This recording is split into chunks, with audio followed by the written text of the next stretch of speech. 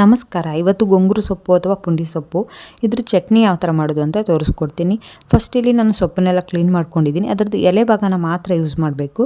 ಇಲ್ಲಿ ಒಂದು ಕುಕ್ಕರಿಗೆ ನಾನು ಸೊಪ್ಪು ಮತ್ತು ಹಸಿಮೆಣಸಿನ್ಕಾಯಿ, ಅಕ್ಕಿ ಮತ್ತು ಹಸಿ ಶೇಂಗಾ ಮತ್ತು ಜೀರಿಗೆ ಇದಿಷ್ಟನ್ನ ಹಾಕಿ ನೀರು ಹಾಕಿ 2 ವಿಷಲ್ ಕೂಗಿಸ್ಕೊಂಡಿದ್ದೀನಿ. ನಂತರ ಏನು ಎಕ್ಸ್ಟ್ರಾ ನೀರಿರುತ್ತೆ ಅದನ್ನೆಲ್ಲನೂ ಬಸ್ಕೋಬೇಕು. ಬಸ್ಕೊಂಡ್ಮೇಲೆ ಏನು ಸೊಪ್ಪಿರುತ್ತೆ ಅದನ್ನಷ್ಟೇ ತೊಗೋಬೇಕು.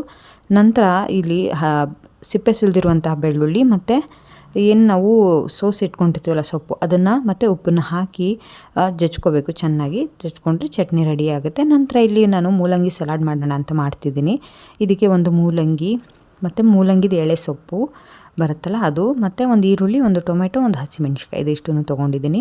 ಸಣ್ಣದಾಗಿ ಕಟ್ ಮಾಡಿಕೊಂಡು ಎಲ್ಲನೂ ಮಿಕ್ಸ್ ಮಾಡಿಕೊಂಡು ಮೇಲ್ಗಡೆಯಿಂದ ಒಗ್ಗರಣೆ ಹಾಕ್ಕೊಂಡಿದ್ದೀನಿ. ಇದು ರೊಟ್ಟಿ ಜೊತೆಗೆ ತುಂಬಾ ಚೆನ್ನಾಗಿರುತ್ತೆ ಎರಡೂ. ನೀವು ಒಂದು ಸತಿ ಟ್ರೈ ಮಾಡಿ ನೋಡಿ, ನಿಮಗೂ ಇಷ್ಟ ಆಗಬಹುದು.